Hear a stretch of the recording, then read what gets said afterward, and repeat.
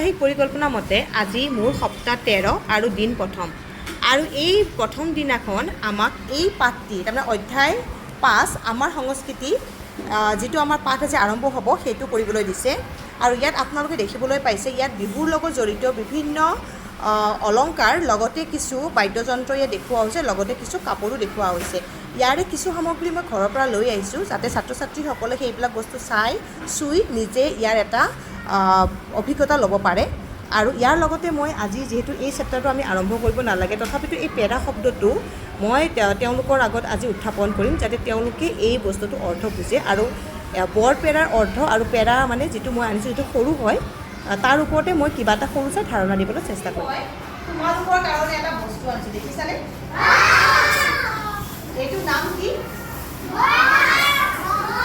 Box মানে বাকচ আৰু এইটো আমাৰ শুদ্ধ অসমীয়াত কোৱা হয় পেৰা খোৱা পেৰাটো নহয় দেই এইটো মোৰ সৰু পেৰা মোৰ পেৰাটো একদম সৰু আৰু ইয়াৰ ভিতৰত মই তোমালোকক দেখুৱাবৰ কাৰণে আজি কিছু বস্তু লৈ আহিছোঁ ইয়াৰ ভিতৰত কিছুমান বস্তু আছে যিবিলাক বস্তু মই এতিয়া তোমালোকক ধুনীয়াকৈ বাহিৰত উলিয়াই দেখুৱাম আৰু লগতে বস্তুবিলাকৰ নাম তোমালোকক মই কৈ যাম ঠিক আছে হ'ব কোৱাচোন এইখনৰ নাম কি এইখন হৈছে আমাৰ অসমীয়া গামোচা মানে আমাৰ অতিকৈ মৰমৰ গামোচা ইয়াৰ পিছত মই তোমালোকক আৰু কেইটামান বস্তু দেখুৱাম দেই ইয়াৰ ওপৰত মই আৰু এখন গামোচা দেখুৱাম এইখন গামোচা হৈছে বহুত পুৰণা দিনৰ গামোচা এইখন মোৰ ওচৰত আছিলে দেখিছেনে কেনেকুৱা দেখা কোৱাচোন গামোচাখন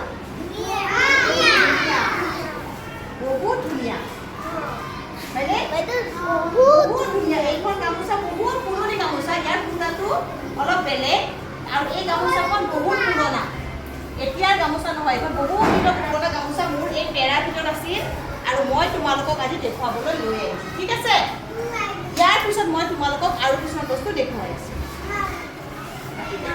সজাই লৈছোঁ এইবিলাক বস্তু আগতে দেখিছানে আচ্ছা ইয়াৰে মই কেইটামান বস্তু তোমালোকক দেখুৱাই যাম তোমালোকে নামবিলাক ক'বাচোন এইটো কি হয়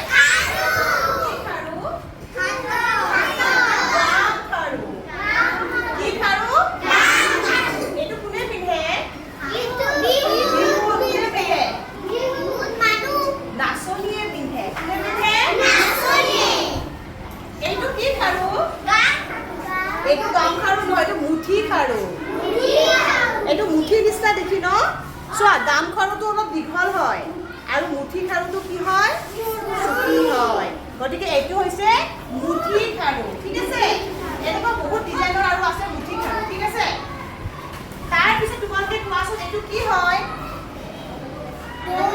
ঢোলৰ নিচিনা দেখি হয়নে এইটো হৈছে ঢোলবিৰি ঢোলবিৰি ইয়াৰ লগত মণিৰ পিন্ধে মণিডাল মোৰ লগত নাই আনা মই এইটো কোৱা হয় ঢোলবিৰি তাৰপিছত এইটো কি কয় জানানে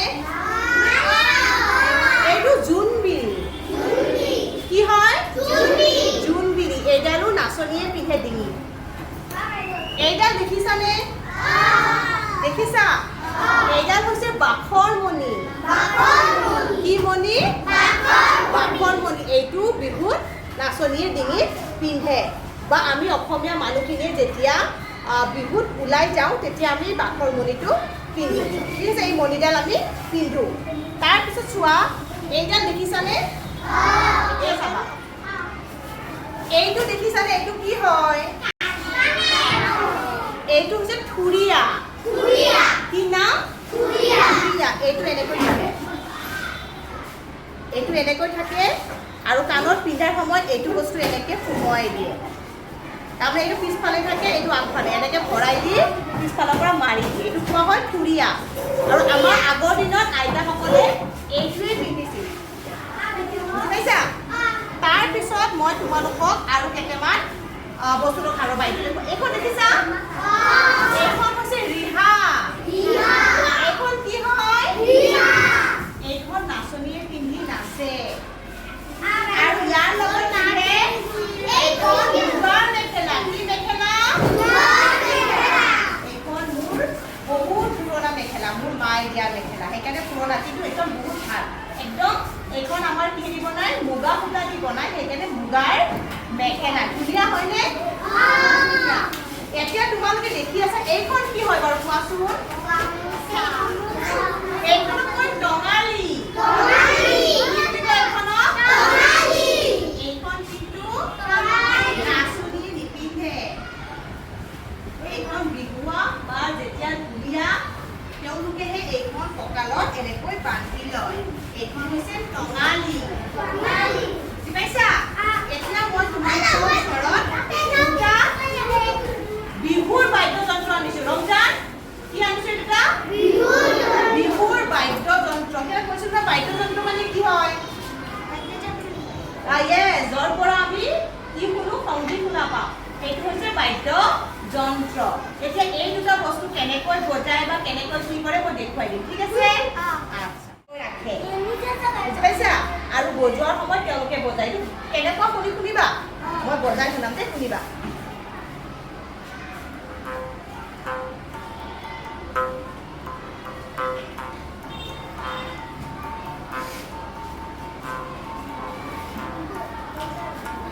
আৱাজটো কেনেকুৱা লাগিছে?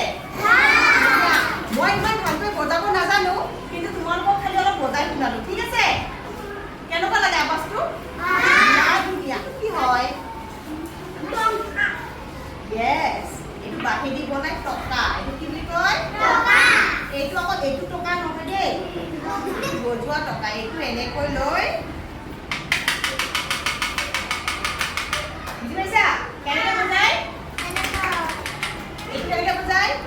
কৃষ্ণৰ মূৰতে বকুল ফুলে পাহি, নিয়ৰ পাই মুকলি হলৈ গোবিন্দাই ৰাম। এই কৃষ্ণৰ মূৰতে বকুল ফুলে পাহি, নিয়ৰ পাই মুকলি হলৈ গোবিন্দাই ৰাম। এইটো এনেকৈ যেতিয়া এটা বস্তু হৈছে আমাৰ বিহুৰ লগত জড়িত, আৰু এইবিলাক আমাৰ বহুত মৰমৰ। এইবিলাক হৈছে আমাৰ অসমৰ সংস্কৃতিৰ এটা এটা সম্পদ, যিবিলাক আমাৰ কাৰণে বহুত মৰমৰ। ইয়াৰ প্ৰত্যেকটো বস্তু বহুত মৰমৰ বস্তু। বুজি পাইছা? আৰু এইবিলাকৰ কথা তোমাৰ